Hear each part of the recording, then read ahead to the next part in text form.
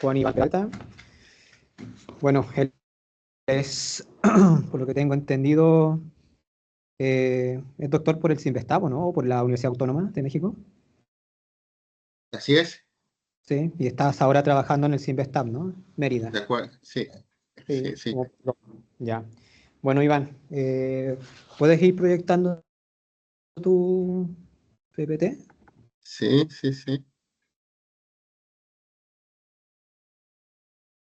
Listo, cerrémoslo, ¿no? Y cerramos el micrófono.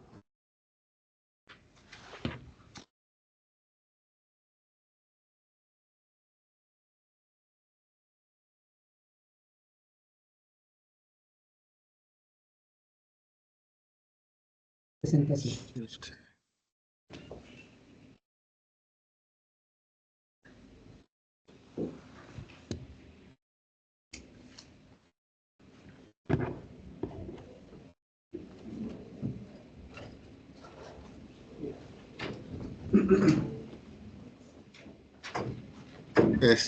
¿Existe algún tipo de permiso No debería. para poder compartir?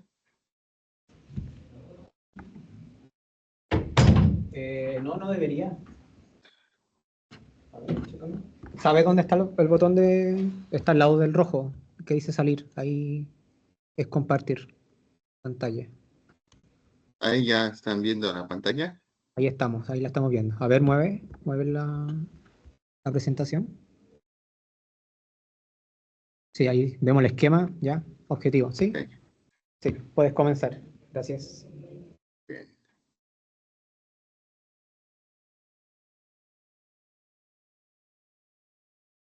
Bien, muchas gracias al doctor Felipe Mondaca y a los organizadores de este workshop por esta invitación de mi proyecto de postdoc.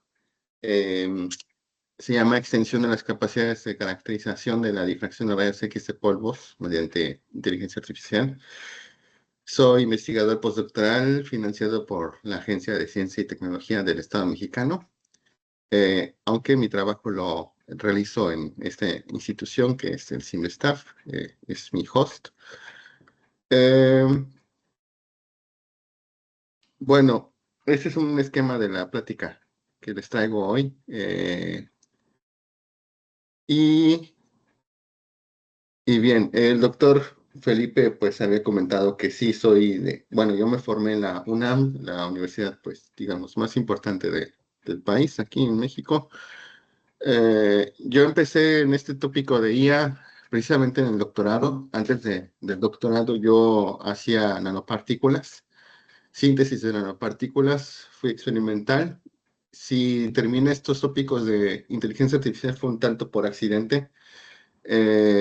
Quien fue mi asesor de doctorado, yo llegué a él y tenía la idea de hacer cosas de difracción de rayos X, pero me propuso hacer cosas de machine learning y así fue como di el giro a este tipo de temas, ¿no? En el doctorado trabajé un poco con redes neuronales multicapa para sondear el espacio cristaloquímico de nuevos compuestos con estructura perovskita. Eh, La base de hacer esto es con redes neuronales multicapa. Hay que construir una serie de descriptores para, para la tarea que es una tarea de clasificación. Y los descriptores pues, fueron construidos con base en los sitios de Wyckoff, los sitios cristalográficos. Y ya ahorita en el postdoc, pues tuve la libertad un poco de proponer qué proyecto quería realizar. Aparte de que se juntó con la pandemia, este proyecto empezó en octubre del 2021 y les comento esto porque personalmente este campo de la IA pues se mueve muy rápido, ¿no?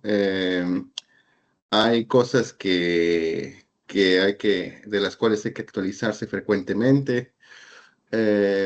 Estoy comentando que esto empezó en 2021, 2025, pues un poco el interés de la comunidad hacia dónde va, pues es un poco distinto al que se planteaba en 2017 cuando empecé el doctorado o en 2021 cuando se propuso este proyecto, ¿no? Em, bien, entonces, dicho esto, pues la difracción de rayos X de polvos es una técnica que a mí me interesa bastante, porque teniendo esta experiencia como experimental en materiales, es una técnica obligatoria para caracterizar cualquier material que tú sintetices, ¿no? Tener la prueba fehaciente de que lo que tú quisiste hacer en una ruta de síntesis, pues lo estás teniendo ahí, sin fases secundarias, en el mejor de los casos. Y bien, como es una técnica muy versátil, muy útil en esto de la caracterización de materiales, además de que pues varios premios Nobel han ganado esto mediante el uso de esta técnica, no necesariamente de difracción de rayos X de polvos. El punto es que es una técnica muy relevante en el análisis de materiales cristalinos. Entonces, se busca que con una serie de pruebas de concepto, eh, en las que se usan redes neuronales profundas, se busca hacer viable esto. Por una parte, estimar la brecha energética entre bandas, lo que se conoce como band gap. Esto es un poco una propuesta que sale porque, vamos, al final de cuentas, en el patrón de difracción uno tiene una imagen de lo que se conoce como espacio recíproco y es a través del espacio recíproco como se pueden explicar las propiedades ópticas y electrónicas de un material. Entonces, si no existe un modelo analítico que permita establecer esa relación entre la brecha energética y el espacio recíproco que se observa en un patrón de polvos, pues con una red neuronal quizás se puede establecer esta relación. Las otras tareas tienen que ver un poco con el hecho de facilitar la determinación de una estructura cristalina a partir de un patrón de difracción de polvos. Y manejo la versión de difracción de polvos porque es la variante, digamos, más utilizada de esta técnica. Eh, Se busca facilitar la estimación del tamaño de la celda unitaria y este tercer punto es una tarea que me encuentro enfrascado desde ya un rato. Determinar las posiciones de los átomos a partir de la celda unitaria a través de un difractograma de polvos. Existe una cuarta prueba de concepto un poco que es la estimación de la estructura de bandas, pero pues bueno, en algún momento empezaremos a abordar esto. Em, los rayos X pues fueron descubiertos en 1895 en Múnich por Wilhelm Conrad Röntgen y 6 años después este personaje ganó el Premio Nobel de Física por este descubrimiento. Vale la pena mencionar de que en esos países de habla alemana pues esta parte del espectro electromagnético recibe el nombre de rayos Röntgen, no rayos X. Y bueno, las contribuciones de Röntgen en el análisis, pues creo que son evidentes. Una de ellas, pues, es la capacidad de tomar radiografías de pacientes, pero no es la única. En aquel entonces, a principios del siglo XX, las personas no sabían de qué se trataba esto de los rayos X, por eso esta incógnita, ¿no? Y sobre todo, existía esta duda de si se trataba de una onda o de una partícula, aunque en el transcurso de la primera década del siglo XX, se descubrió que los rayos X podrían ser polarizados y esto pues da la pauta por una posición más de onda que de partícula de los rayos X, ¿no? Y bueno, si los rayos X se comportan como onda, pues presentan fenómenos propios de ondas, como podrían ser la difracción. A Max von Laue se le ocurrió que debido al tamaño de longitud de onda de los rayos X, estos podrían ser equiparables a las distancias entre los átomos de un material. Y esta idea, pues fue probada en 1912. En 1912 se descubre la difracción de rayos X. en cristales. Aquí a la derecha tienen una imagen de la primera fotografía hecha con rayos X de un monocristal. Un monocristal es esto que pues aparece ahora en pantalla. Este cristal que está en color azul, pues es la representación de algo que es un monocristal. Bueno, quizá no toda la pieza, sino diferentes piezas de este material son lo que es un monocristal. Entonces, en 1912 se descubren los rayos X, la difracción de rayos X, y 2 años después, Max von Laue es galardonado con el Premio Nobel de Física, y desde entonces, pues han habido diferentes descubrimientos en este rubro, como puede ser, por ejemplo, el descubrimiento de la estructura del ADN por Rosalind Franklin, o de la vitamina B, entre otros. Bueno, los materiales cristalinos, ese es un breve recordatorio. Aquí ustedes en pantalla tienen una representación de un material cristalino, en concreto el titanato de bario. Los materiales cristalinos se van a caracterizar por poseer un orden de largo alcance en sus partículas, y como consecuencia de este orden de largo alcance existen familias de planos atómicos. Eh, Estas familias de planos atómicos se pueden asociar a las reflexiones que se observan en un patrón de difracción de polvos. Y estas familias de planos atómicos van a fungir como fingerprints de un material cristalino que, digamos, da lugar a la aplicación más común de un difractograma de polvos, que es la identificación de fases. Ahora en pantalla ustedes ven una representación de lo que es la difracción de monocristal, la idea original de Laue. Tenemos un haz de rayos X que incide sobre un cristal, y este cristal da lugar a un patrón de difracción. Este patrón de difracción, pues, es una imagen del orden periódico de las partículas en este cristal, y resulta que vamos, el patrón de difracción, existe una relación entre la densidad electrónica del material y los rayos X que inciden. Y a través de una transformada de Fourier podemos saber dónde se encuentran las partículas en el espacio en 3 dimensiones. A final de cuentas, resulta ser de que nosotros hablamos de espacio recíproco, espacio real, de qué es el observable, y resulta ser de que, curiosamente, el observable es el espacio recíproco, esto que se recoge en un difractograma, ya sea de monocristal o de polvos. Ese es el observable. Y el espacio real, el espacio donde se encuentran esas partículas, pues no es el observable. Y aquí en esta diapositiva ustedes ven una representación, digamos, más fiel de lo que es un monocristal, ¿no? Es, digamos, un material que parece ser tallado de una sola pieza, muy uniforme, muy homogéneo. Ese es un monocristal. Esto es lo que necesitamos para poder, digamos, determinar las posiciones atómicas de un nuevo material, pero muchas veces no es posible tener ese monocristal.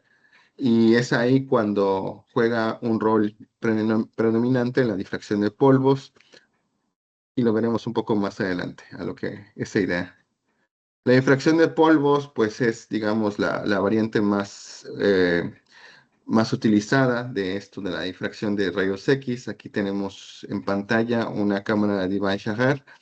En el centro ustedes observan un capilar donde se monta la muestra, y esta muestra pues es irradiada con rayos X, y dentro de esta cámara de Debye-Schacher tenemos una cinta a través de la cual pues se recoge las intensidades del patrón de difracción. Como tenemos muchos monocristales, quizás de tamaños micrométricos, incluso nanométricos, pues aquí no vemos esta distribución de puntos que se puede asociar a las distancias interplanares, sino tenemos que anillos concéntricos. Y esto se debe a que pues tenemos esta colección de puntos, digamos, de diferentes monocristales, y me da lugar a estos anillos concéntricos que se recogen en la difracción de polvos. Ahora, uno no hace esa de la difracción de polvos como lo comenté en la diapositiva 10. Ya existen, digamos, equipos más modernos, ¿no? Y la recolección de la señal se hace de manera electrónica. Aquí pues tienen una imagen de un difractómetro de polvos, en el centro tienen la muestra y tienen un brazo a través del cual el rayo X, el haz de rayos X sale y se recoge, y esos brazos están moviéndose de manera sincrónica. Total que esta imagen de el que ustedes observan a la izquierda, correspondiente a un monocristal, a un solo monocristal, cuando nosotros medimos en polvos tenemos estos anillos concéntricos, que su origen es de muchos monocristales de tamaños micro y nanométricos. Y por eso existe una recomendación que se hace a los experimentales cuando uno va a medir un difractograma de polvo, si es el hecho de moler muy bien la muestra, porque puede haber presencia de orientación preferencial y bueno, eso pues distorsiona un poco la imagen que se tiene de este patrón de difracción. Para pasar de esta imagen de la izquierda a la derecha hay una pérdida de información porque este espacio recíproco, que es tridimensional, como el espacio en el cual se distribuyen las partículas en un material, pues ese espacio recíproco está comprimido ahora en una sola dimensión. Bueno, si miran ustedes, los anillos concéntricos son dos dimensiones, pero vamos, la otra dimensión es redundante. Tenemos este espacio recíproco comprimido en una dimensión, aquí hay una pérdida de información y esto pues va a ocasionar problemas en el momento en el cual nosotros querramos determinar una nueva estructura a partir de un monocristal.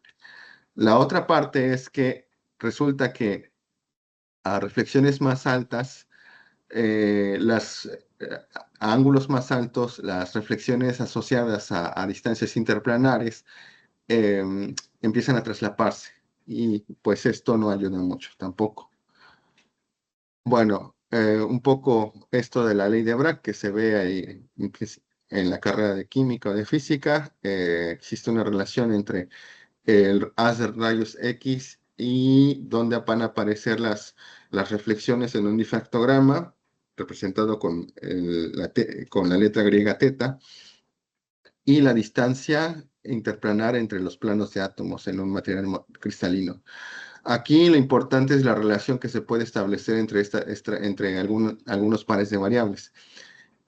Por ejemplo, existe una relación inversamente proporcional entre la distancia interplanar y los ángulos en donde aparecen en este patrón de difracción, y hay una relación proporcional entre la longitud de onda y el ángulo. Y esto es importante porque al final ustedes pueden recoger un patrón de difracción de un mismo material utilizando eh, luz de diferente origen. Por ejemplo, en laboratorio, la luz, el origen de esa luz, el más frecuente es el de cobre y tiene una longitud de onda de 1.5406 angstroms.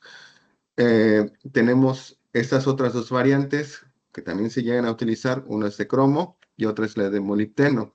La de molibdeno, pues nos conviene un poco más cuando estamos trabajando con materiales orgánicos, porque las reflexiones que caracterizan ese material orgánico suelen aparecer a bajo ángulo. Y entonces, al trabajar con una longitud de onda más corta, podemos recoger el espacio recíproco eh, a ángulos más bajos, comparados con los que observamos en una ventana de medición de cobre. Eso también hay que considerarlo experimentalmente. eh, y tenemos como otra parte importante de esos antecedentes que les estoy planteando, el método Ritwell, que es un método de mínimos cuadrados que permite ajustar eh, bajo una serie de condiciones, tanto experimentales como teóricas, la señal que nosotros recogemos en un difractograma de polvos. Con este método de Rickwell, uno le puede sacar más partido al difractograma que uno recoge experimentalmente, porque como comentaba, la primera, vamos, la aplicación la más común que se le da al difractograma de polvos es identificar fases, ¿no? Garantizar de que no haya fases secundarias.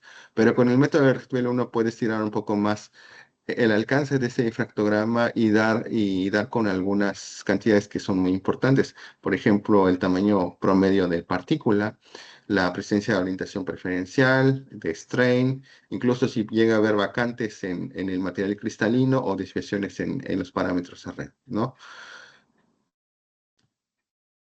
Entonces, dicho esto, la propuesta viene en parte un poco de este artículo que aparece en el 2017, mientras yo empezaba mi doctorado. Es un grupo de Corea y aparece este artículo que se llama Clasificación de estructuras cristalinas usando redes neuronales convolucionales. La propuesta en su momento a mí no me gustó tanto, pero es muy simple y por eso creo yo que es elegante. El hecho parte de considerar un difractograma de polvos como una imagen en una sola dimensión. Y a través de una serie de filtros que forman parte de una red neuronal convolucional, eh, enseñarle a esta red neuronal a determinar el sistema cristalino, el grupo espacial al que pertenece ese difractograma. Eh, Esta idea de Park, pues bueno, ha sido validada en diferentes artículos. Puedo mencionar al menos 4 de ellos que validan la propuesta de Park y puedo mencionar que al menos año con año aparece un artículo que valida la propuesta de Park. El estado del arte, esta selección de recortes de títulos de artículos va desde el 2024. Pues vamos, se han desarrollado aplicaciones que tienen que ver con facilitar la determinación de la estructura cristalina de nuevo material en el sentido de, uno, determinar el sistema cristalino, es decir, la simetría del cristal. Dos, determinar el tamaño de la caja donde se distribuyen esos átomos, es decir, los parámetros de red. También ha habido aplicaciones que, como comentaba, está la estimación del band gap a partir de un difractograma de polvos y un poco otras aplicaciones que tienen que ver con la función de distribución de pares en un material nanométrico. La idea de este proyecto, un poco también inspirado en la idea de Park, bueno, en el difractograma de polvos tenemos una imagen del espacio recíproco de ese material, una imagen de ese espacio recíproco comprimido en una sola dimensión. Ese espacio recíproco pues puede servir para la construcción de datos de entrada y esto puede servir para la exploración in silico de nuevos materiales cristalinos, como es algo que se ha desarrollado desde hace 10 años para acá. Ha habido diferentes propuestas, plataformas que permiten estimar propiedades de materiales, como puede ser EdgeNet, podría mencionarse, es una de ellas. Pero no es mi intención abonar un poco en esto que ya ha sido abordado por diferentes autores en la exploración de in silico de nuevos materiales cristalinos. La idea un poco la idea es muy sencilla. Ustedes seguramente han visto series, caricaturas, en donde ahorita, por ejemplo, tengo muy el presente esta caricatura de los 90 de Batman, la versión de los 90. Me llama la atención que Batman tenía una supercomputadora y a través de esa supercomputadora le daba la composición de que tenía que tener su traje para ser resistente, no sé, a cierto veneno o, no sé, material corrosivo o balas, ¿no?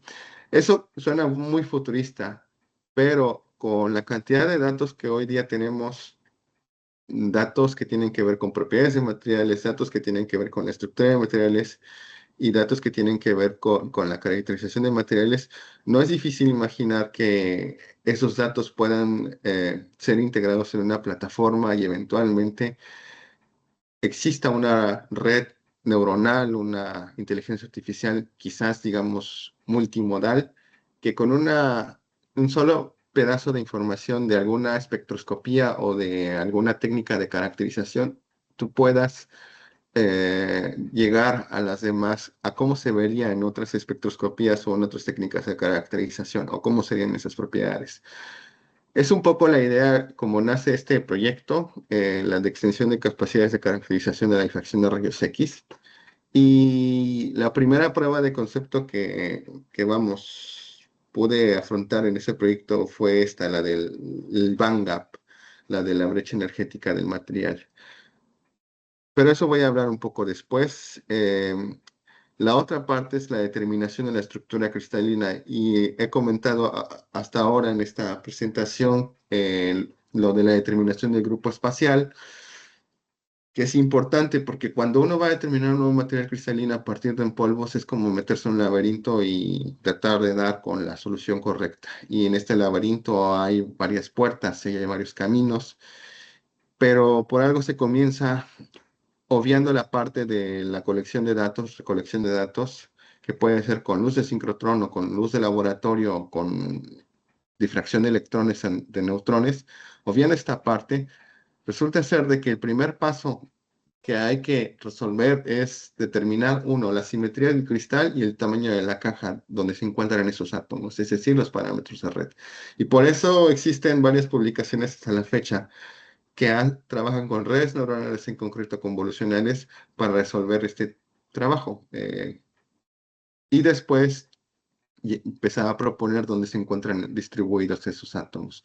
Hoy día, pues, como comentaba, pues, que tiene información de no solamente una sola técnica de caracterización, muchas veces tenemos antes una idea de cómo es ese material como molécula y eso se puede incluir en esta tarea, digamos, potenciada con IA.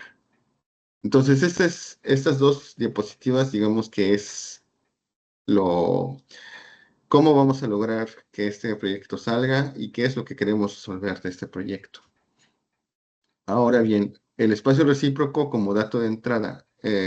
Nosotros cuando medimos un difractograma, pues lo hacemos dentro de una ventana de medición que está determinada por un ángulo mínimo y un ángulo máximo con el cual vamos a medir y un step size.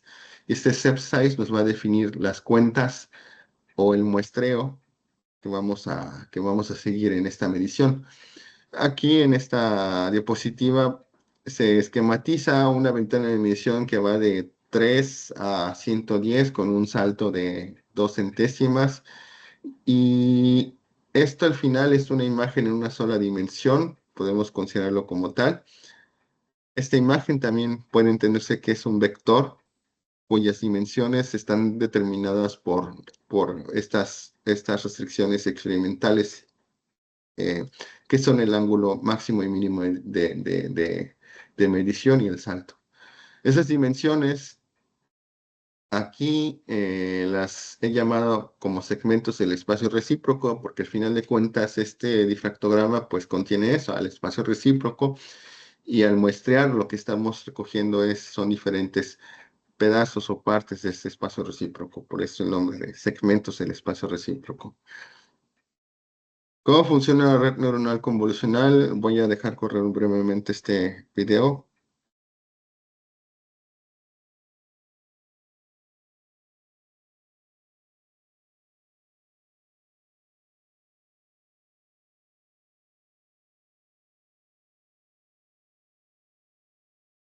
Bueno, tienen un difractograma y tienen unos filtros eh, que contienen los pesos. Permítanme tantito, tengo que parar este video.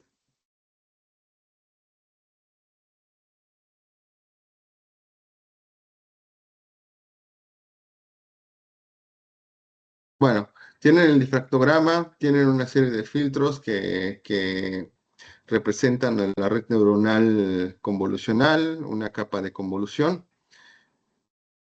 Estos filtros pues forman parte de lo que se conoce como hiperparámetros de la capa de convolución. Con estos formamos una combinación lineal de las intensidades recogidas en un difractograma y aplicamos una función de activación y eso me va a dar lugar a un difractograma procesado. Y el resultado de esos difractogramas procesados me sirven para formar una nueva imagen de mi difractograma original. Ok. En concreto, la arquitectura con la que he venido trabajando está basada o está inspirada en la arquitectura BGG, de esta red neuronal convolucional que aparece en el contexto de la competencia ImageNet y en Residual Networks. En pantalla ustedes ven una esquematización de una red neuronal que se publicó, bueno, que publicamos en Scripta Material este año, pero básicamente esta arquitectura es con la cual se ha desarrollado la aplicación para band gaps y para parámetros de red. Tenemos este patrón de difracción con 2780 cuentas en esa ventana de emisión, que aquí llamo como segmentos del espacio recíproco, y nosotros trabajamos con algo que se conoce como bloques residuales. En estos bloques residuales tenemos esta propuesta de arquitectura. Aquí nada más tenemos en el bloque principal dos capas de convolución. Se puede extender un poco más, pero la idea de este bloque residual tiene que ver con los canales que existen en la imagen de entrada y la procesada. Si los canales de esa imagen entre entrada y procesada son distintos, hay que ajustarlo con una convolución. Si son los mismos, simplemente se puede hacer una suma. Y esta es la arquitectura del bloque residual que se propone en este Scripta Materiala. Se acompaña de una serie de capas de pooling o de reducción de la dimensionalidad. Y al final la vectorización se hace con un pooling de tipo Global Average Pooling. Y aquí terminamos con un vector de 384 características, que esto sirve para hacer una regresión con una red neuronal multicapa o un perceptor multicapa. En concreto, la arquitectura que aquí está plasmada es para determinar parámetros de red. Ahora bien, en Scripta Material, el artículo que se envió, aparte de servir como una actualización de lo que puede hacer la red neuronal que publicamos antes, digamos que también se abordan algunas cuestiones sobre cómo es que la red neuronal está procesando el difractograma original. Y resulta ser que, bueno, esta es una imagen que aparece en este manuscrito. Eh, es interesante ver las imágenes que están en la parte de en medio y la parte inferior, porque en la parte de en medio, solamente en la parte de en medio, ustedes van a ver cómo se ve ese difractograma después de haber sido procesado por cada secuencia de estas operaciones que se esquematizan en la diapositiva 25. Después de aplicar un residual block y un pooling layer, tenemos esa primera columna de imágenes. El siguiente residual block y pooling layer nos da la siguiente columna, etcétera, etcétera. Salvo esta última columna que aquí no se usa un pooling layer. Y aquí es interesante porque es algo que nos llamó la atención, es que al final si nosotros vemos la red neuronal, lo que va a hacer con las capas de convolución, con los filtros, es formar una combinación lineal con los rasgos próximos en el difractograma. Y podemos ver el resultado, ya sea como el patrón de difracción original, que es lo que se expone en las imágenes en medio. Vemos que ese patrón de difracción, esa vista en la ventana de emisión del patrón de difracción procesado, pues se va haciendo cada vez más difuso y va perdiendo quizás significado. En cambio, si nosotros vemos cómo se observan esos segmentos del espacio recíproco, porque al final de cuentas lo que hace la red neuronal convolucional es una combinación lineal de los rasgos próximos en un difractograma, pues vemos que para cada segmento del espacio recíproco, para cada muestreo cada cuenta de ese muestreo hecho, existe una expansión en una serie de coeficientes que son precisamente los coeficientes determinados por los canales que uno diseña o los feature maps, que también se conocen así. En la parte de arriba tienen otra representación de esto que les estoy comentando. Y los números que aparecen en pantalla son las dimensionalidades de ese patrón de difracción, cómo va cambiando, porque este es un patrón de difracción de 2780 cuentas con un solo canal. y esta es la dimensionalidad, digamos, procesada, ¿no? Este es un video que no tiene que ver con este paper de Scripta Materiala. Resulta ser de que la idea de este paper de Scripta Materiala la teníamos antes y este video es previo de ese manuscrito. Entonces les voy a mostrar cómo es que se va transformando ese difractograma con una red neuronal convolucional. Es el difractograma de este material que aparece aquí en pantalla.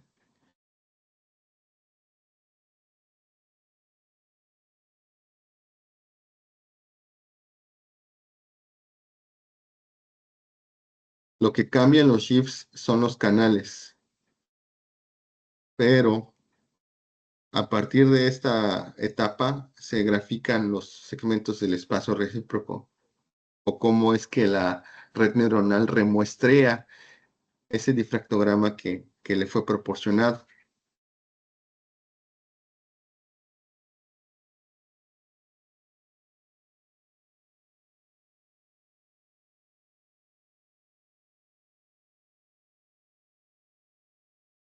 Digo, este video es previo al trabajo que les mostré antes y aquí pues ya habíamos visto que la información contenida en los canales en las últimas etapas,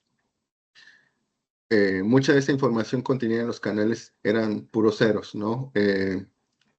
No había algo quizás relevante si veíamos el difractograma en cada canal, donde empezamos a ver que había cosas relevantes, ese es en esta expansión hecha en cada punto de ese muestreo o los segmentos del espacio recíproco que comentaba. Bien, la arquitectura es la que presenté antes. La vectorización, hay dos maneras de cómo vectorizar. Una de ellas es mediante un Global Average Pooling, suponiendo que terminamos con esta representación del difractograma original de 5 por 128. Existen dos maneras de cómo vectorizar. Una de ellas es simplemente desenrollar en las frameworks de TensorFlow de Deep Learning. Esto lo van a encontrar como la operación flatten, que simplemente es desenrollar para vectorizar. Y el Global Average Pooling consiste en tomar el promedio de lo que existe en los canales. Entonces aquí terminamos con 128 descriptores para una red neuronal. En este caso es para la predicción de band gaps. Bien, primero les quiero comentar cómo es esta cuestión de los parámetros de red. Les digo, este fue, digamos, la segunda prueba de concepto que se abordó en este proyecto. Porque, bien, aquí hay unas cosas que a mí me resultan un poco más pedagógicas presentarles antes que las del Bang Up, ¿no? Entonces, eh, digamos que Crystalography Open Database es una fuente de materiales cristalinos bastante accesible porque ustedes pueden descargar la base de datos sin problemas. Son un montón de archivos TXT, básicamente, no son archivos TXT, son archivos CIF, Crystallography Information File. En esta base de datos hay más de 500,000 compuestos cristalinos y los resultados que les presento ahora son de materiales orgánicos. Me interesa bastante la cuestión de los materiales orgánicos porque hay una cuestión, digamos, que entre el académico y el potencial que puede tener el impacto social o económico que puede existir, ¿no?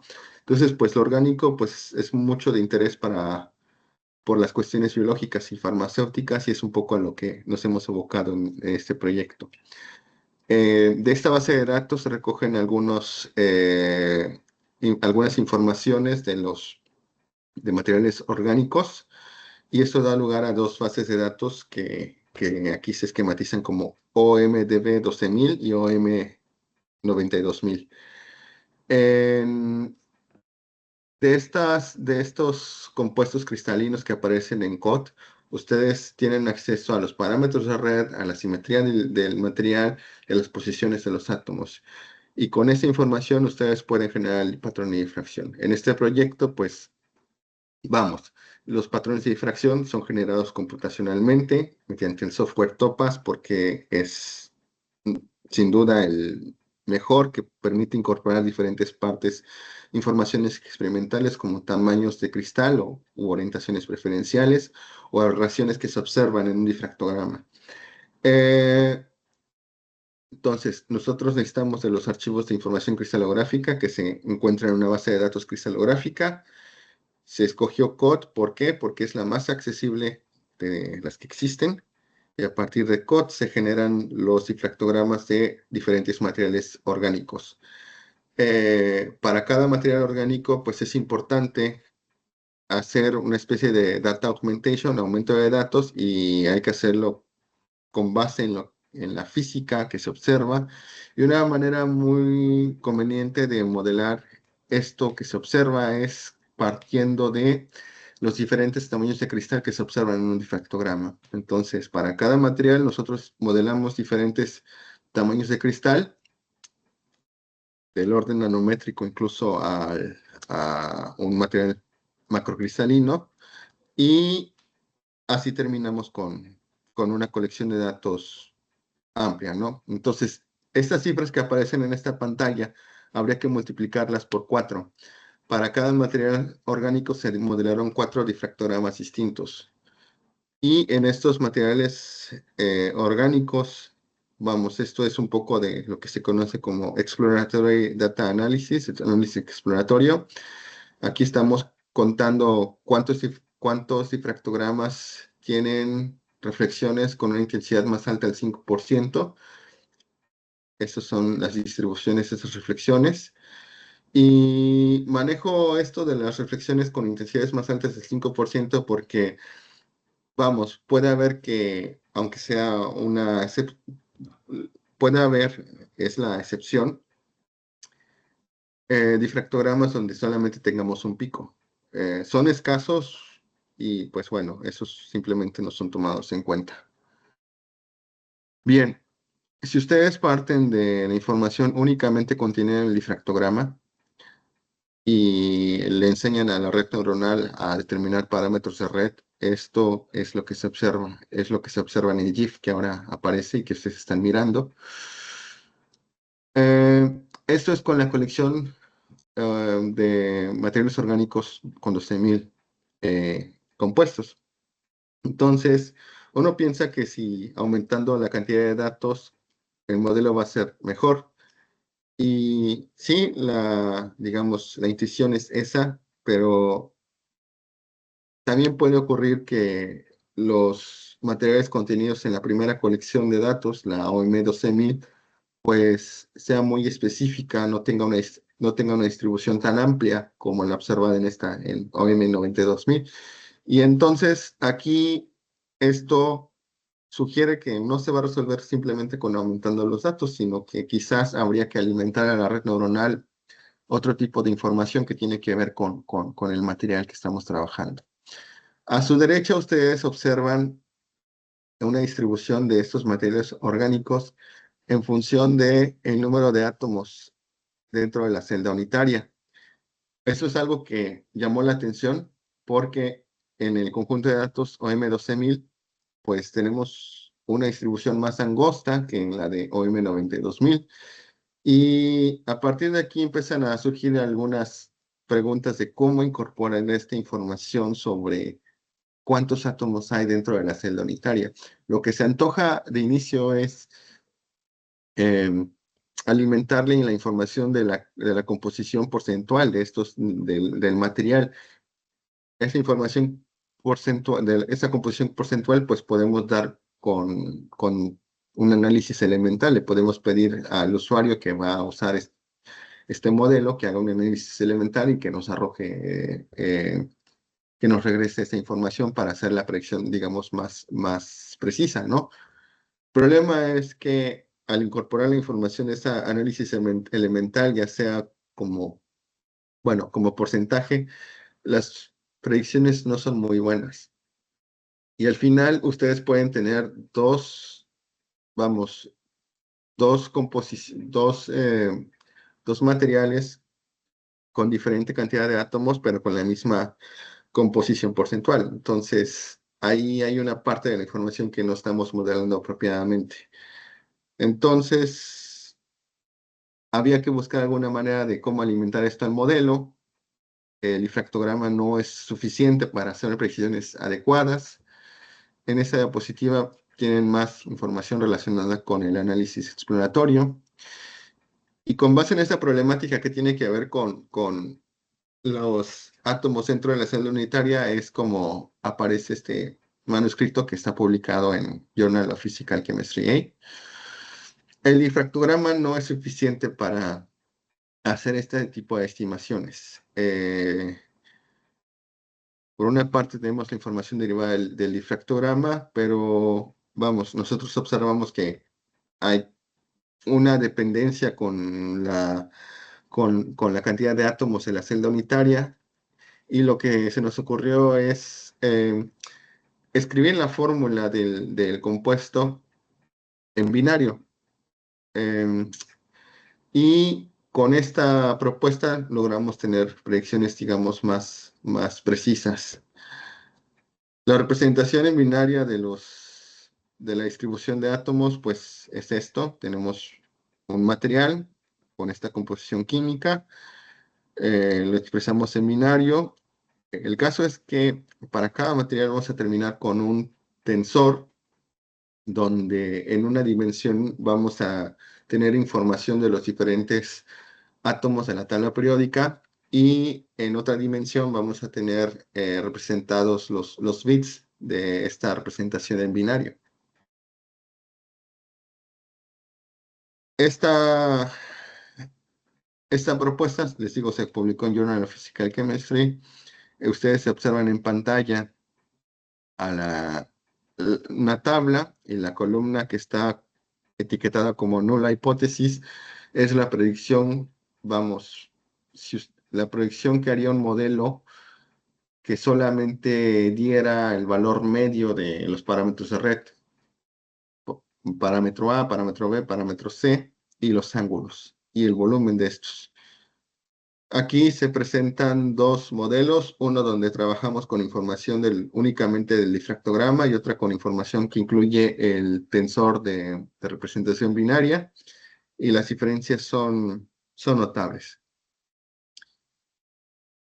Y abajo, pues ustedes ven los shifts que muestran las gráficas de estimados contra valores predichos para los parámetros de red y el volumen. Hay una razón por la que no muestro aquí los ángulos, y es que resulta que la predicción de los ángulos no es muy buena. No, la red neuronal ni siquiera esboza una tendencia lineal entre los valores estimados y predichos, pero resulta bastante llamativo que, aun cuando los ángulos no son bien predichos, la predicción del volumen no es mala. Es la gráfica que aparece en azul en estas imágenes cambiantes. Las que aparecen en morado son las predicciones de los vectores unitarios. Y eso es algo que llamó la atención bastante. Bueno, los parámetros de esta red neuronal. Para esta red neuronal, para la propuesta, digamos que la más relevante que mandamos aquí en este manuscrito, estamos hablando de una red neuronal de 5 millones de parámetros. Hay 1.6 millones de parámetros en la parte que trabaja el difractograma de polvos, y un poco más de 100.000 en la parte que trabaja la representación de la fórmula química en binario. Y la parte multicapa tiene esta cantidad de parámetros. Bueno, al final los modelos no son perfectos, aun cuando tengamos predicciones de los ángulos de los vectores unitarios debajo del 5%. Está esta cuestión de los ángulos. ¿Cómo se puede trabajar la información que tenemos de estas redes neuronales? Es usarlos como puntos de partida para optimizar estos parámetros de red que se obtienen con la red neuronal. Eso también está publicado en Journal of Physical Chemistry.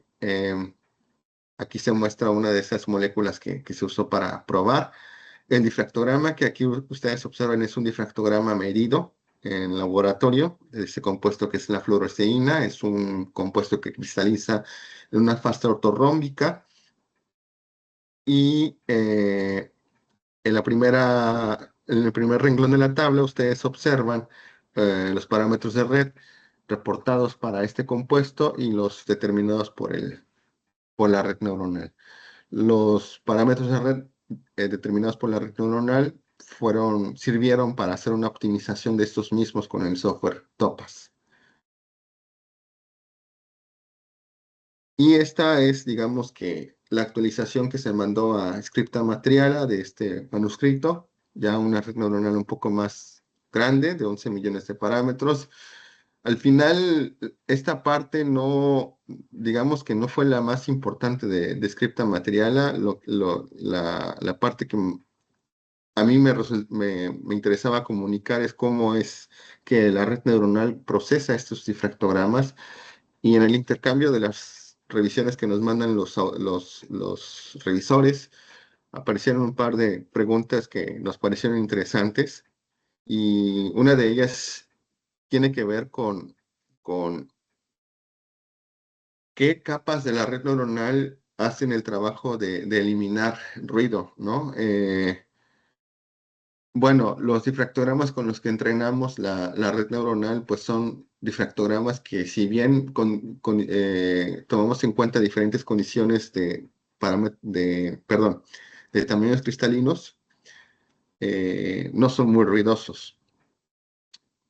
Pero, vamos, si consideramos que los difractogramas con tamaños de partícula más pequeños son aquellos que se ven más ruidosos porque al final de cuentas las intensidades no son tan altas y también los picos se van haciendo anchos y tenemos más traslapes.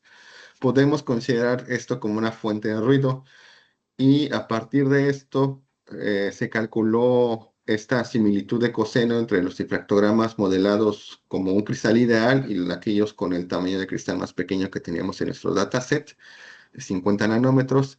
Y es muy interesante el comportamiento de esta similitud de coseno dentro de la red neuronal.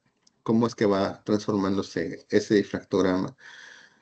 De inicio, la similitud de coseno entre los difractogramas de 50 nanómetros y el cristal ideal tienen una similitud de 80%, pero es muy interesante que después de del primer conjunto de operaciones, que es el bloque residual y el pooling, tenemos una similitud del 62%, es decir, disminuye. Pero a partir del segundo bloque residual, perdón, a partir del segundo bloque de operaciones, esta similitud empieza a aumentar y es en el tercer bloque donde tenemos ya una similitud del 95%.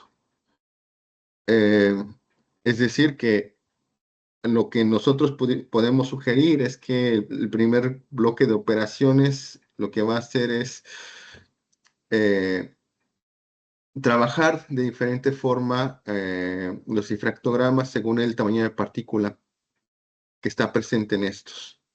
Y esto es algo que se observa en estas gráficas que aparecen en la parte superior. En estas gráficas tenemos esto que he llamado como segmentos del espacio recíproco y el promedio de los canales diferentes es cero. Estas gráficas son interesantes porque,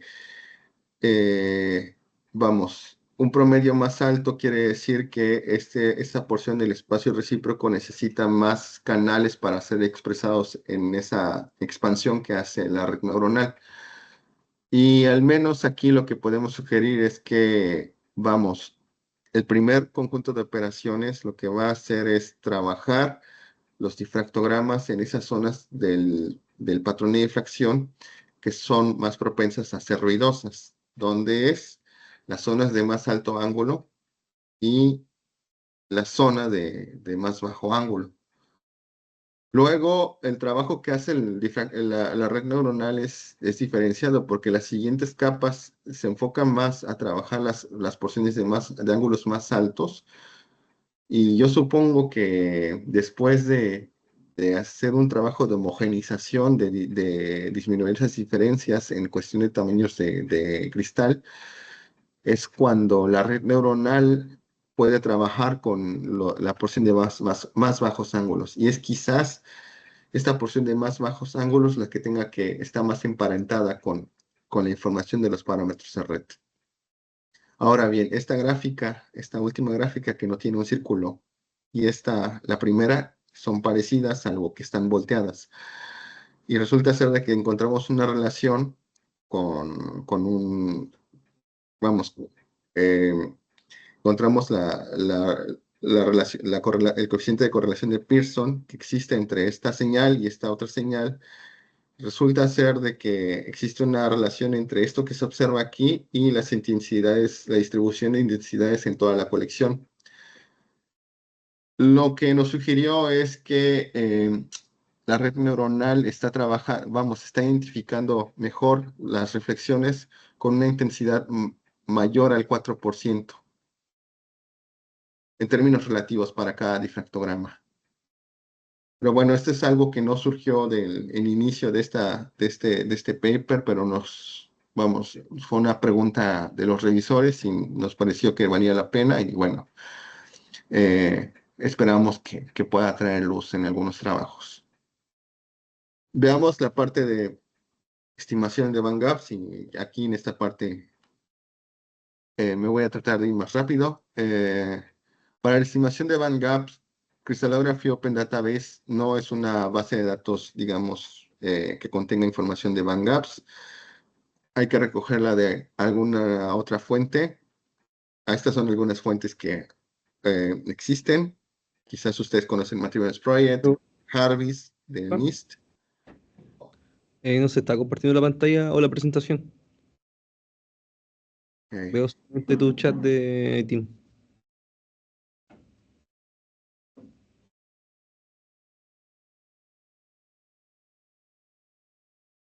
Ahí se ve. Ahí sí. Ok.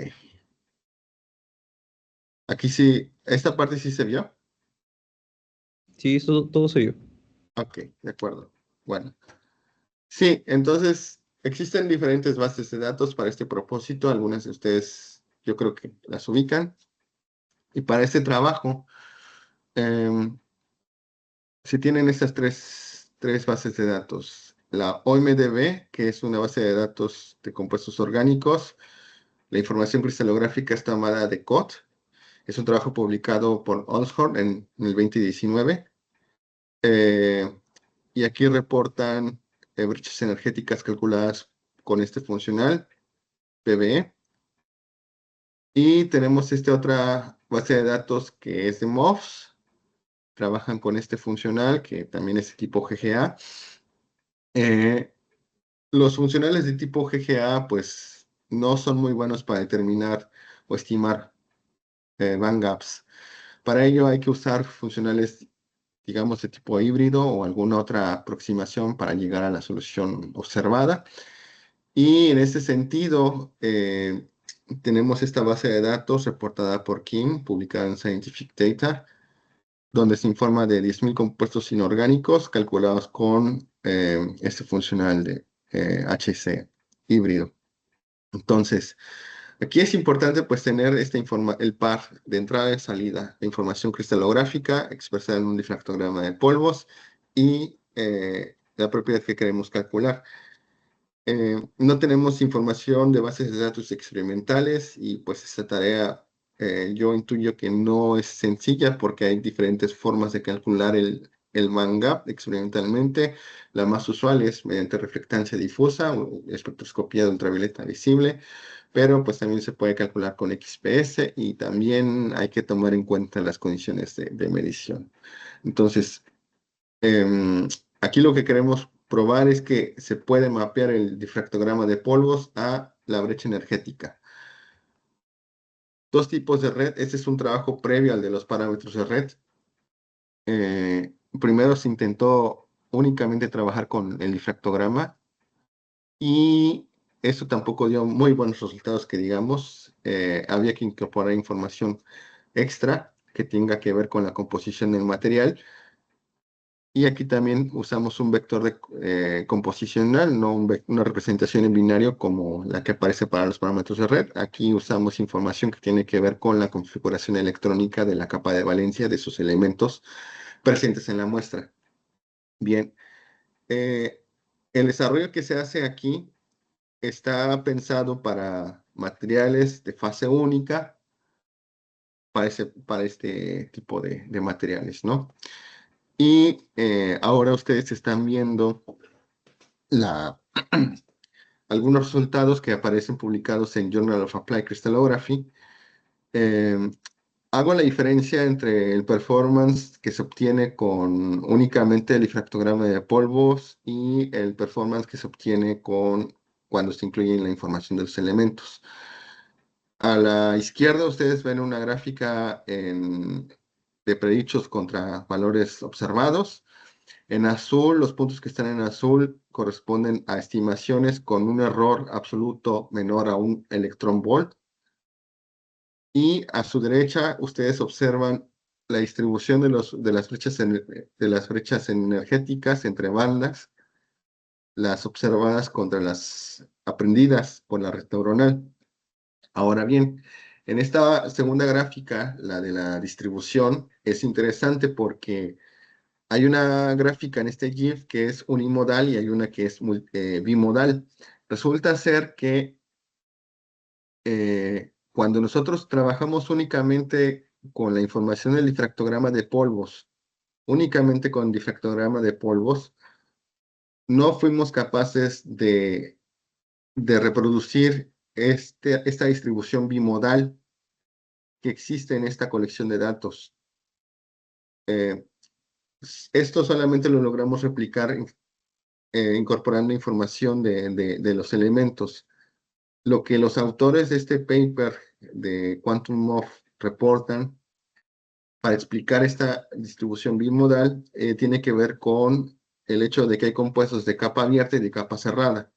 Los de capa cerrada son aquellos que tienen un promedio cercano entre 2, 3 electron volts. Los de capa abierta son aquellos donde su máximo aparece alrededor de un electron volt. Pero esta distribución aprendida solamente lo podemos replicar incorporando información de los elementos. Y abajo ustedes tienen algunas métricas de mean absolute error y de root mean square error. Tenemos la cantidad de materiales MOFs para el test set, que son 3205 en esta segunda perspectiva. Para cada material se modelaron 4 difractogramas distintos. Y esta es una actualización con los compuestos inorgánicos. Esto no está publicado. Vamos, lo que se está haciendo en ese proyecto está pensado más que nada para los usuarios de la difracción de rayos X y lo que queremos es dejar las cosas para pedirle lo menos posible, ¿no? O la información más accesible. De entrada pensamos que el usuario va a llegar con una muestra y lo único que le pedimos es que sea de fase única. Luego, al ser de fase única, pues podemos expresar la composición de ese material, ya sea como a través de la configuración electrónica de los elementos presentes en ese material o como un vector de representación binaria, como lo vimos en el caso de los parámetros de red. En este caso, en esta diapositiva, se codificó de manera binaria esa cantidad de átomos presentes en la muestra. Y aquí habría que iterar un poco para dar con la cantidad de átomos presentes dentro de la celda unitaria, pero bueno, eso tampoco es problema porque se puede estimar también la densidad del material y por ahí se puede hacer una idea de cuántas veces unidades fórmula tenemos dentro de la celda unitaria. Y con esta actualización, pues tenemos estas métricas que son las que aparecen ahora en esa diapositiva. Bueno, esta es también es información que se publica en Journal of Applied Crystallography. Se desarrollaron 3 redes neuronales, una para estimar bandgaps de MOFs, otra para estimar bandgaps de compuestos inorgánicos y otra para estimar bandgaps de compuestos orgánicos. La segunda columna contiene las estimaciones de la red neuronal y de la última columna contiene la información del dataset. Es interesante porque, por ejemplo, para el óxido de zinc, el bandgap reportado experimentalmente es de 3.4. Aquí el funcional híbrido da 2.65. Y el del óxido de cobre es un valor pues debajo de un electrón volt. Ahorita no recuerdo bien la cifra. Y en el caso del HQ, pues tenemos este valor que reportado, que es el de 0.887, con el funcional PBE, y ese es el estimado por la red neuronal. En el caso de los compuestos orgánicos, lo que nosotros también observamos es que las estimaciones que aquí se tienen con la red neuronal fueron influenciadas por presencia de orientación preferencial en los difractogramas, y por eso pues observamos una desviación, digamos, significativa en estas estimaciones. Bien, aquí les voy a presentar un pequeño diagrama de causas y efectos, porque al final de cuentas esto es un trabajo que, nosotros queremos llegar a una estimación precisa y tenemos que tomar en cuenta diferentes fuentes que van a dar lugar a una estimación errónea. Una de ellas tiene que ver con el conjunto de datos, y aquí tenemos diferentes razones por las cuales podríamos esperar una estimación errónea con un modelo de redes neuronales, su representación, la presencia de ciertos, bueno, la subrepresentación o sobrerepresentación tiene que ver bastante con la presencia de reflexiones sistemáticas extintas. También tenemos que considerar el nivel de teoría. Por ejemplo, en estos datasets que les mostré, pues estamos hablando de un nivel de teoría, bueno, estamos hablando de funcionales GGA que, como comentaba, no son muy buenos tienden a subestimar el valor del Bang. Y tenemos que tomar en consideración otras fuentes, como puede ser la abundancia de los elementos y los átomos en la celda unitaria. Luego existe otra parte que tiene que ver con el modelado de los difractogramas. Aquí los modelos que se están desarrollando son muy específicos porque se hace dentro de una ventana de emisión muy específica y con un muestreo también específico. Tenemos que considerar la ventana de medición, la fuente de rayos X. Aquí estamos pensando en una fuente de cobre, que es la más usual, en un difractómetro de laboratorio. No estamos pensando en llevar esto a sincrotrón, lo que queremos hacer es accesible a condiciones de laboratorio, pero sí quizás elevar un poco el nivel de calidad de la medición que se tiene en un laboratorio. Luego, tenemos otras fuentes de error que tienen que ver con la definición del modelo. Los datos de entrada, la arquitectura de la red neuronal. Aquí simplemente tenemos redes neuronales convolucionales. Con otras arquitecturas, pues quizás el performance no va a ser alto. Los hiperparámetros del modelo, la función objetivo que estamos considerando y cómo evaluamos el modelo. Y hay otras condiciones experimentales que tenemos que considerar para que en esto de la estimación usando una red neuronal. La rotación de la muestra, cómo preparamos la muestra, y eso también es importante porque, como comentaba, la presencia de orientación preferencial, pues influye en un difractograma, y esto pues se remedia un poco al moler suficiente en la muestra. Los tiempos de medición, aquí estamos considerando que los difractogramas con los que se modelan, estamos considerando una calidad equiparable para una medición de tipo Rickwell. No son corridas cortas con menos de 1000 cuentas. Estamos considerando difractogramas con al menos 10.000 cuentas en la ventana de medición. Y también va a influir el difractómetro, ¿no? Si lo tenemos calibrado o lo tenemos alineado. Bueno, yo me voy a saltar esta parte y me voy a ir a la parte de la determinación de la estructura cristalina para ya concluir. El problema de la determinación de la estructura cristalina de las posiciones de los átomos, si queremos plantear a qué se parece ese problema, podríamos considerar que esto tiene que ver con esto del subtitulado automático. En pantalla ustedes están observando diferentes imágenes y la descripción generada con un modelo de lenguaje grande. Yo no la hice, pero es parecido a este problema. Lo que queremos es, a partir de una imagen, generar una salida cuya longitud no está necesariamente restringida a cierta cantidad de palabras o de caracteres. Y esto pasa con los difractogramas. Tenemos un difractograma que es una imagen unidimensional y la cantidad de átomos dentro de la celda unitaria puede ser variable. Al final, los modelos generativos lo que buscan es aprender la distribución observada. Tenemos una distribución de difractogramas que se observan experimentalmente y que se pueden modelar computacionalmente.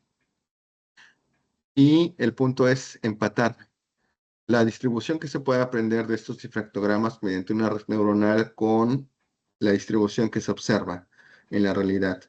Para ello, se ha estado trabajando desde hace 2 años con modelos generativos, en concreto con redes adversariales generativas. Esto lo comento porque se empezó a trabajar en esto desde 2023. En aquel entonces los modelos de difusión apenas empezaban a sonar. Yo me acuerdo que antes de 2023 muchas personas querían hacer GANs, ¿no? Porque era, digamos, el estado del arte en modelos generativos, en concreto en la parte de imágenes. Pero de un par de años por acá, sí es cierto, los modelos de difusión han tomado una relevancia más predominante que las GANs, ¿no? Ahora, mi comentario respecto a esto, pues tampoco es que, vamos, no es que sea más fácil entrenar un modelo de difusión que una GAN. Al final, los problemas que uno se enfrenta, ya sea con GANs o modelos de difusión, son únicos para cada caso. En este esfuerzo, donde se ha trabajado con redes adversariales generativas, el generador ha tenido, se han probado con diferentes arquitecturas, desde la más simple, que es una red neuronal multicapa, pasando por convolucionales, un tipo de red convolucional es la UNET, y de tipo transformer. En concreto, lo que nos interesa del transformer es el módulo de atención multicabezal. Lo que va a hacer una GAN es, a partir de la información tenemos un generador, eh, este generador recibe información inicialmente la idea inicial era de un vector de ruido que se toma de una distribución uniforme. En este caso no usamos un vector de ruido, lo que queremos es que esta información se aprenda a partir de un difractograma de polvos. Y lo que queremos es que este generador nos regrese la distribución cristalina en 3 dimensiones dentro de la celda unitaria. Al final tenemos un discriminador que va a comparar la información de las posiciones atómicas observadas con las generadas con otra red neuronal. Este discriminador tanto va a recibir feedback de esta comparación y este feedback también va a servir para entrenar el generador. Estamos hablando de 2 redes neuronales que se entrenan desde cero a la par. Y a mí esto de las redes neuronales de tipo antagónico generativo me recuerda bastante la dinámica entre personas. Es a veces una relación de estira y afloja, y muchas veces hay problemas debido a que el discriminador se vuelve muy fuerte y eso da lugar a diferentes resultados. Uno de ellos, el más frecuentemente observado, es el colapso de modos. Es decir, que la red neuronal, el generador, va a generar bien un solo tipo de imagen y es la única imagen real, pero no es capaz de generar diversidad, ¿no? Esa diversidad que se observa. Y bien, esto de las GANs, menciono esta diapositiva porque es un trabajo que se hace para la reducción de ruido en tomografías computarizadas de bajo dosis. Es para pacientes. Y resulta ser de que el feedback adversarial juega un papel importante en la reconstrucción de la imagen que se adquiere en una tomografía computarizada. Estas son algunas imágenes generadas con la GAN, no son las soluciones, se sigue trabajando con esto y también pues estamos trabajando con modelos de difusión para dar con esta solución. Como comentaba, no, la solución no es única, no es que con modelos de difusión se van a obtener mejores resultados. Al final, los problemas que se tienen tanto con una aproximación con la otra son, cada quien tiene sus problemas, ¿no? Bien, conclusiones. Los sistemas de inteligencia artificial basados en redes neuronales profundas han demostrado ser útiles para la resolución de problemas inversos que se derivan a la difracción de rayos X de polvos. Se espera que estos sistemas contribuyan a la automatización y aceleración de propiedades de materiales mediante el acceso a propiedades claves. Y hasta ahora tenemos una metodología que permite entrenar redes neuronales profundas para estimar tamaños de brechas entre bandas, parámetros de red, clasificar sistemas cristalinos también, identificar fases mayoritarias en una muestra sólida.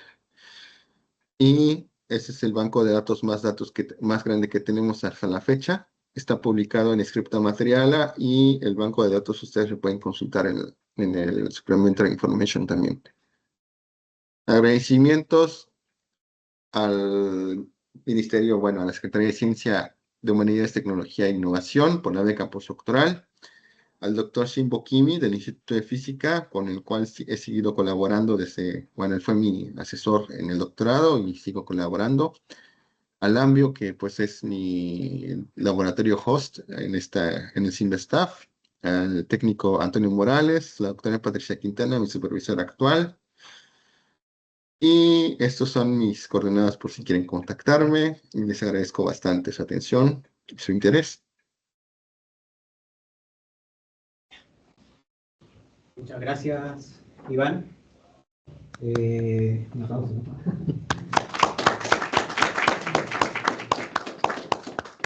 Bueno, no sé si los que están online tienen preguntas para Iván. Vean el chat, ¿no? O levantan la mano. Ya, acá los que estamos presenciales. ¿Alguna pregunta? ¿Alguna pregunta? Sí. Bueno. Profesor, muchísimas gracias por su presentación, felicitaciones por el trabajo. Pues la verdad para mí es novedoso ver cómo se utiliza precisamente todo este tema de redes neuronales pues para el estudio de materiales y pues bueno, lo que ustedes han venido haciendo con el tema de los difractogramas. Yo tengo una inquietud. Cuando hablamos de que se toman los difractogramas para el entrenamiento de la red, esos difractogramas que se usan, digamos, es necesario primero haberles hecho un refinamiento para poderlos trabajar, ¿cierto? Y mi pregunta es, si yo tengo, o sea, si yo no tengo, digamos, tengo un material nuevo y no tengo un difractograma, digamos, con qué comparar para hacer ese refinamiento, igual yo puedo utilizar esa información para hacer el proceso que ustedes han venido trabajando, ¿sí? Esa sería una de mis preguntas. Sí, me voy a contestar la última. Si es un material nuevo, no necesariamente necesitas, vamos, el archivo de información cristalográfica para usar estas redes neuronales que se han desarrollado. No, lo único que necesitas es el difractograma y información de composición del material, ¿no? Es eso. Sobre la primera pregunta en la que menciona si es necesario hacer un refinamiento del difractograma recogido, no es necesario hacer un refinamiento. Lo que sí es importante es que el difractograma sea de una corrida larga. Y esa corrida larga, pues, es equiparable a la que se necesita para hacer refinamiento a nivel, pero no necesitas hacer refinamiento. Sí, porque de lo contrario, pues estaríamos partiendo de que conocemos lo que queremos es resolver el rompecabezas de llegar a la estructura cristalina, ¿no? Y aquí simplemente he marcado algunas pautas para tratar de llegar a ello. Si necesitáramos el SIF, pues no tendría sentido esto que se está planteando. ¿Sí? ¿Alguien más tiene una pregunta? ¿No? A ver, Iván, te tengo una pregunta con respecto al Sí. banca. En una lámina nos mostraste una tabla donde tenías el Bang Gap calculado con tu metodología, digamos, creo que era la otra. Es, y Ujú. otra funcional, ¿cierto? Por método, digamos, DFT, ¿no? HCE y otro. Noto que algunos Bang Gap no están como relacionados con el experimental, ¿no? Por ejemplo, el óxido de estaño que era como 3,6, el MOF que era como 3, y algo igual. ¿Esos son como errores a qué? ¿O cómo es? Porque quizás sean otros sistemas los que yo tengo presente. Porque el HK es cúbico, entonces por eso me hace extraño que Sí, dé tan diferente al experimental. aquí vamos, hay tres casos que sí los errores resaltan, creo yo, es el del óxido de cobre y es el de estos dos compuestos orgánicos, ¿no? El del óxido de cobre, pues simplemente es, digamos que la estimación que dio la red neuronal con el difractograma medido experimentalmente, no tenemos una posible explicación de por qué da ese error, ¿no? Los otros dos, el de los compuestos orgánicos, tiene que ver con, nosotros observamos orientación preferencial en los difractogramas que usamos para hacer la medición. Entonces, aquí sí tendríamos que hacer una nueva medición, aminorando este problema para ver si se puede acercar la estimación de la red neuronal con la reportada en el dataset. Ya. Disculpa, ¿qué es lo que es el acrónimo QMO? O sea, es donde tú recogiste los datos o tú los calculaste con un método. Los Bang Gaps los recogí de estos artículos que están aquí publicados. Yo nada más, nosotros nada más calculamos los difractogramas y entrenamos las redes neuronales, ¿no? Ya, sí, porque Esta, esos datos. aquí, sí, estos datos, bueno, ustedes los pueden consultar, así como yo los consulté y los descargué. Em, bueno, la primera cuestión es que el tamaño de estas colecciones no es pequeño, pero tampoco es demasiado grande, entonces lo que encontramos aquí sí sugiere que podríamos ampliar la base de datos y quizás tener mejores estimaciones, ¿no? La otra cuestión es que hay una métrica que a mí me ha gustado trabajar en esto de regresión, que es RMSE, porque al final RMSE está más relacionado con esta curva de distribución de errores. RMSE está relacionado en concreto con la distribución estándar de esta gráfica de distribución de errores. Eh, una distribución estándar es aproximadamente el 68% de la campana, dos distribuciones estándar es el 95% y tres es el 98%. Los errores que aquí observamos, pues también podemos identificarlos dentro de cuántas veces esa distribución estándar, ¿no? Y lo que esperamos es que con más datos, pues podamos mejorar estas estimaciones. Ya. Bueno, no sé si tienen preguntas. Bueno, yo voy a hacer otra pues Otra pregunta. para mirar si, bueno, cómo la podemos aclarar.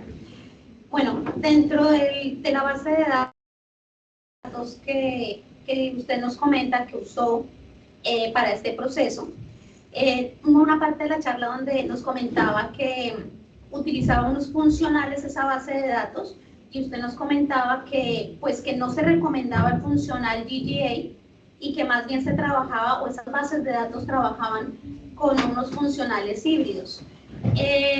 Pues la verdad sí me gustaría aclarar por qué los híbridos o qué propiedad tienen ellos comparados con el GGA, por decirlo así, sin tal cual se conoce, qué propiedad tienen. ¿por qué debe ser híbrido?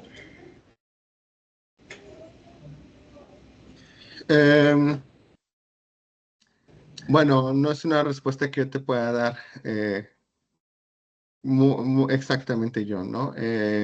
Sé que las funciones de tipo GGA son buenos para estimar, por ejemplo, propiedades estructurales, y como el BandGap es una propiedad que tiene que ver con estados electrónicos excitados, allí es cuando GGA no es muy bueno, ¿no? Y lo que sé es también que un funcional híbrido, por ejemplo HSE, o por ejemplo, no estoy seguro si es un funcional híbrido, los de tipo MBJ, te pueden ayudar en estimar mejor este bandgap computacionalmente. Pero no soy yo quien te pueda dar exactamente la respuesta. A la tarde te la van a dar. Ok. Vale, muchísimas gracias. Felicitaciones. Gracias. Ya creo que estamos listos. Muchas gracias, Iván, por tu presentación. Muy interesante el trabajo en esto de Machine Learning. Así que, muchas gracias. Seguimos en contacto. Bueno, Gracias. Chao, chao. gracias. Nosotros regresamos en 2 horas, ¿cierto? A las 3. ¿Ya? Entonces, les voy a pasar el ticket para los que quieran almorzar acá en la universidad. ¿Ya? Almorzar en el casino. No sé qué menú, pero ahí lo checan. Todos firmaron la lista de asistencia. Ya. Entonces.